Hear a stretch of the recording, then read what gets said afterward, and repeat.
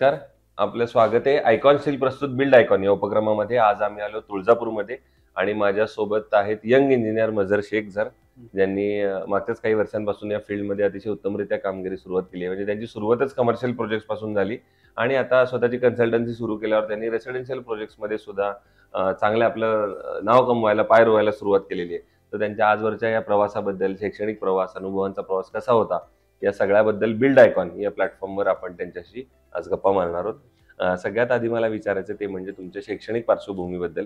म्हणजे तुमची लहानपणापासून शाळा कुठली होती, कॉलेज कुठलं होतं, मग सिव्हिल इंजिनिअरिंगकडे येण्यामागचं इन्स्पिरेशन कोणाचं होतं की ज्यांच्यामुळे तुम्ही सिव्हिल इंजिनियर बनलात? हे सगळा प्रवास कसा होता ते काय सांगाल? प्रवास म्हणलं तर तसं बघायचं म्हणलं तर जन्मच माझा तुळजापूरचा होता. तुळजापूरला जन्म झाल्यानंतर वडील माझे MSCB ला होते. MSCB ला असताना त्यांचं पोस्टिंग लातूरला होती. लातूरमध्ये असल्यामुळे माझं शिक्षण पूर्ण 10वी पर्यंतचं शिक्षण पूर्ण लातूरला झालेलं आहे. लातूर 10वी पर्यंत झाल्यानंतर डिप्लोमा माझं लातूरलाच झाला, VDF कॉलेज ऑफ इंजिनिअरिंग लातूरला. त्यानंतर मी शिफ्ट झालो पुण्याला. पुण्याला विश्वकर्मा इन्स्टिट्यूटला माझी डिग्री झाली आणि त्यानंतर मग डिग्रीनंतर मी हैदराबादला आर्किटेक्ट क्रॅश कोर्स केला आणि त्यानंतर जॉईनिंग म्हणलं तर मी Tata Motors college campus through Tata मोटर्सला जॉईन झालो. ओके. तो असा प्रवास पूर्ण होता. आता ह्याच्यानंतर खरा प्रवास सुरू होतो कुठल्याही सिव्हिल इंजिनियरचा. ते म्हणजे एकदा इंजिनिअरिंग झालं आणि कुठेतरी प्रॅक्टिस झाली, आपण पहिली जी महत्वाची असते थोडं प्रॅक्टिकल नॉलेजसाठी, ती झाल्यानंतर जेव्हा आपण पुन्हा आपल्या गावात परत येतो किंवा आपण पुन्हा आपली कन्सल्टन्सी सुरू करतो, तेव्हा आपल्याला मिळणारा पहिला प्रोजेक्ट, तर त्या प्रोजेक्टची आठवण कशी होती? त्याच्यासाठी फार वाट बघावी लागली का? तो प्रोजेक्ट कुणाचा मिळाला, तो कसा पूर्ण झाला, त्याबद्दल काय सांगाल? पहिला प्रोजेक्ट हा थोडा म्हणजे सुरुवात हे कोइन्सिडन्सने झाल्यासारखी झाली तुळजापूरला. ऍक्च्युली मी टाटा मोटर्सला असताना प्रोजेक्ट हा सुरुवात केला होता आम्ही 2017ला. तो कमर्शियल प्रोजेक्ट होता. सुरुवात अशी झाली की कॉलेजमधून जॉईन झालो, ॲज अ ट्रेनी जॉईन झालो. ट्रेनिंग जॉईन झाल्यानंतर तिथे प्रोजेक्ट हा खूप मोठा होता. मग करताना ते प्रोजेक्ट हा टाईमलाईनमध्ये खूप कंजेस्टेड होता. म्हणजे खूप कमी वेळामध्ये तो मोठा प्रोजेक्ट कंप्लीट करायचा होता. तो प्रोजेक्ट कंप्लीट केला आम्ही 2017 पासून 2020 मध्ये.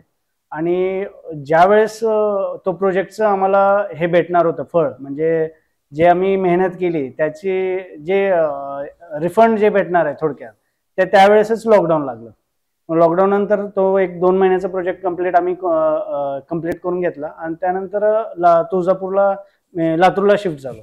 लातूरला शिफ्ट झाल्यानंतर इथे मामाचं काम चालू होतं. माझं तुळजापूरला मामांचं घर आहे.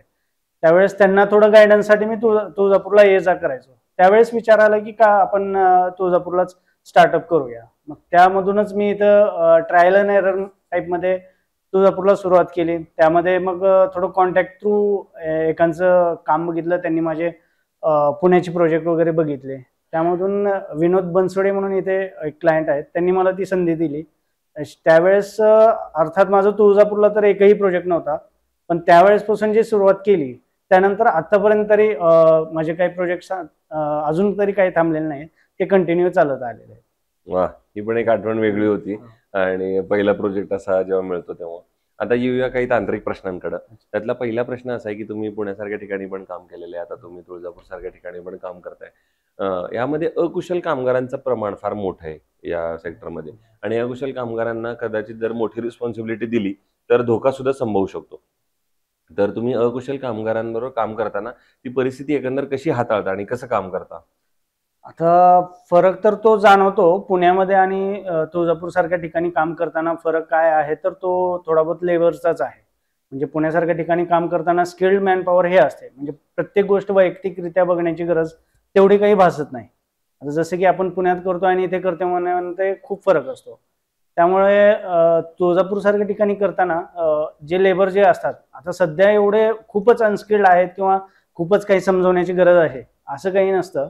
म्हणजे एकदा समजून सांगितलं तर थोडं त्या लेबर लोकांना ड्रॉइंगवरतीच थोडं फोकस करून त्या हिशोबाने आम्ही सांभाळून घेतो त्यांना. अच्छा, ही तिकडची आणि इथली परिस्थिती आहे, लेबर मधली फरक. आता पुढचा येईन, कारण की तो प्रश्न दुसऱ्या अँगलने विचारायचा, कारण तुम्ही आर्किटेक्चरमध्ये पण डिप्लोमा केलाय. प्लॅन या स्टेजचं महत्व तुमच्या इंडस्ट्रीमधलं, सिव्हिल इंडस्ट्रीमधलं काय सांगाल? आणि तुम्ही प्लॅनवर कसं काम करता? प्लॅन तुमच्यासाठी कसा महत्वाचा आहे त्याबद्दल काय सांगाल? प्लॅन म्हणल्यानंतर हे सगळ्यात महत्वाची गोष्ट म्हणल्यानंतर जसे की आपण लहान बाळाला शिकवताना आई पासून शिकवतो, तसंच हे घर बांधताना हे एक सुरुवातच आपण प्लॅनिंग पासून करतो.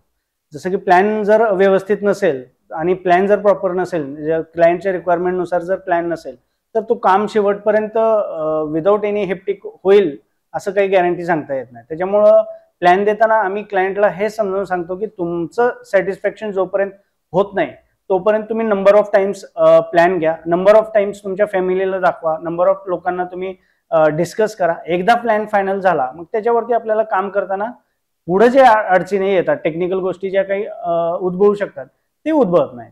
म्हणजे थोडक्यात सांगायचं म्हणलं तर प्लॅन हा खूप महत्वाचा बेसिक गोष्ट आहे. बरोबर आहे. आता पुढचा प्रश्न असा आहे की तुम्ही जसं म्हणला तसं तुळजापूर सारख्या ठिकाणी रेसिडेन्शियल मध्ये कामाला सुरुवात केली, तर तुम्ही कदाचित एक डायलॉग कस्टमर कडनं कायम ऐकला असेल, तो म्हणजे आमचं बजेट कमी आहे आणि जरा एवढ्याच बजेटमध्ये बसवून द्या. तर एक इंजिनियर म्हणून तुम्हाला असं वाटत असतं की आपण एक चांगल्या प्रोजेक्टची कायम निर्मिती करावी की ज्याच्यामुळे आपल्याला ओळख मिळेल, त्याच्यामुळे पुढचे प्रोजेक्ट्स मिळतील, आणि कस्टमरचं तर बजेट तेव्हा कमी असतं. तर अशा वेळेला बजेट आणि क्वालिटी या दोन्हीचा मग बॅलन्स समतोल कसा करता तुम्ही?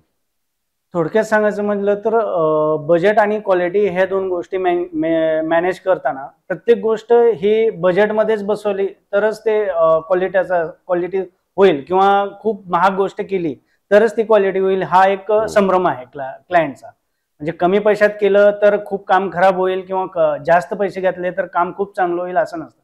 डिपेंड असतं ते तुमच्या क्वालिटी वर्कवरती, मटेरियल चॉईसवरती, की तुम्ही कुठल्या लेवलला काय क्वालिटीचं मटेरियल टाकताय आणि काय लेवलला काय पैसे खर्च करताय त्याच्यावरती ते डिपेंड असतं. म्हणजे त्या वेळेला त्या गोष्टींना किती खर्च करायचा हेच क्लायंटला आम्ही समजून सांगतो की एक्स्ट्रा पैसे कुठं घालायचे आणि कुठं पैसे आपण वाचवायचे. बरोबर आहे.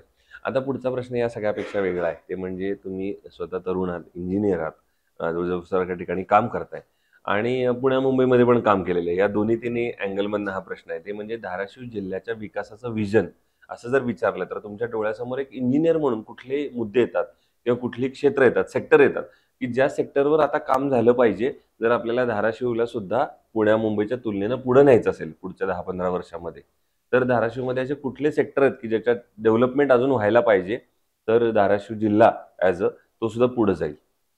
धाराशिव जिल्ह्यात विचार केला तर रोड सेक्टर म्हणजे जिल्हा वाईज बघितलं तर तुळजापूरला रोड्स वगैरे जे आहेत ते प्रॉपरली मॅनेज आहेत.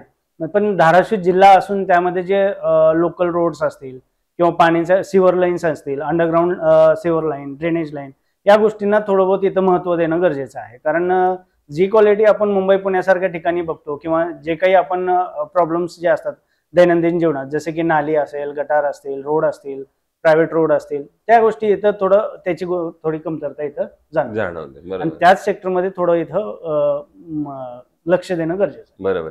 जसं तुम्ही म्हणालात पाणी, रस्ते आणि ड्रेनेज, हे समजा आपण 3 महत्वाचे मुद्दे पकडले, तर मग सरकारनं काय पावलं, शासनानं काय उचलली पाहिजेत जेणेकरून या जरा प्रकल्पांना गती मिळेल? अजून सरकारने बघितलं तर इथं ड्रेनेज लाईनला थोडं प्रॉपरली जे कॉन्ट्रॅक्टर असतात ते लोक, म्हणजे थोडं जे काही त्या सेक्टरमध्ये काम केलेले लोक आहेत त्यांना ते काम देणं किंवा त्या गोष्टींना तो प्रॉपरली फॉलोअप घेणं. ड्रेनेज लाईन दिली आहे तर त्यांना काय मॅनेजमेंट काय असेल, स्लोप लेवल काय असतील, किंवा त्या ड्रेनेजवरती किती आउटलेट देऊ शकतो हे थोडं बघणं गरजेचं आहे. आणि टेक्निकल टीम त्या लेवलला त्या गोष्टींना अवेलेबल करून देणं गरजेचं आहे. बरोबर आहे. आता पुढचा प्रश्न म्हणजे असा आहे की या क्षेत्रात आता जे तुमचे मित्र येत आहेत, फ्रेशर्स येतात, त्यांना एक सिनियर म्हणून आणि मित्रत्वाच्या नात्यानं काय सल्ला द्याल?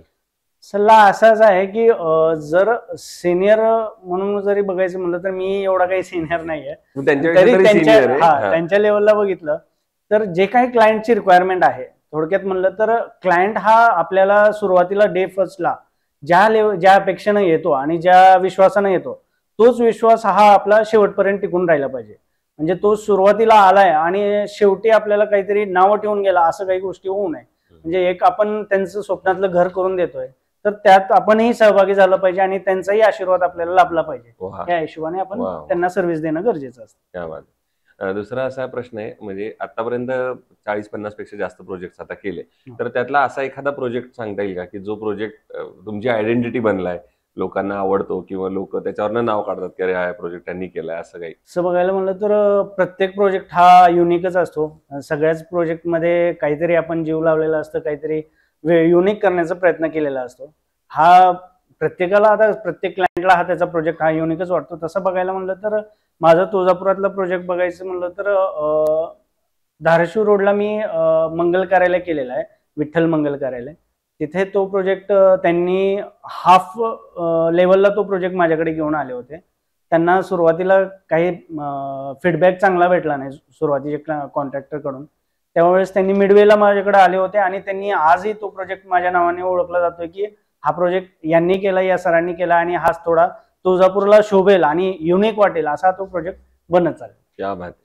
आणि दुसरा एखादा असा प्रोजेक्ट की जो करताना काहीतरी अडचणी आल्या, समस्या आल्या, प्रॉब्लेम्स आले आणि त्या प्रॉब्लेमवर कशी मात केली, त्या आव्हानावर कशी मात केली, त्या प्रॉब्लेमवर कसं सोल्युशन, एखादी येते कधीतरी काम करताना अडचण, तर तो कधी कामगारांची येते, कधी निसर्गाची येते, कधी तंत्रज्ञानाची येते, अशी कुठली अडचण आली आणि त्याच्यावर मात कशी केली?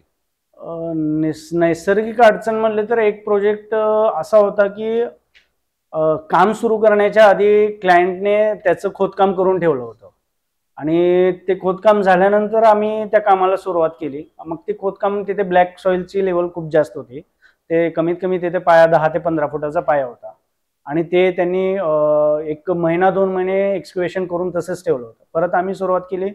परत जेव्हा आम्ही मार्कआउट वगैरे केलं तर त्यावेळेस जेव्हा आम्ही गरजेनुसार खोदकाम सुरू केलं होतं त्यावेळेस ते खोदकाम करताना असं झालं की मार्कआउट केल्यानंतर जे आम्ही 1 फूट जरी माती खोदकाम केलं तर ते 4 फूट मातीचं इरोजन व्हायला लागलं होतं. म्हणजे ती माती ढासळत होती आणि ती ढासळत एवढी ढासळली की ती शेजाऱ्यांच्या कंपाऊंडच्या मधून शेजाऱ्याच्या घरापर्यंत गेली. त्यावेळेस तिथे वाटलं होतं की हे थोडं प्रॉब्लेमॅटिक आहे आणि त्यावेळेस आम्ही त्याला स्टोन रबल वगैरे, स्टोन पिचिंग वगैरे करून त्या गोष्टीवरती मात केली आणि त्यासाठी आजही ते क्लायंट आम्हाला धन्यवाद करतात की या लेवलपर्यंत आपल्याला प्रॉब्लेम आला होता आणि तुम्ही ते त्या जागेवरती ते सॉर्ट आउट केलं. वा. दुसरं, कन्स्ट्रक्शन मध्ये जेव्हा स्टील निवडण्याची वेळ येते तेव्हा तुम्ही ते स्टील कसं निवडता, म्हणजे काय पॅरामीटर्स लावता त्याला किंवा बघता कसं?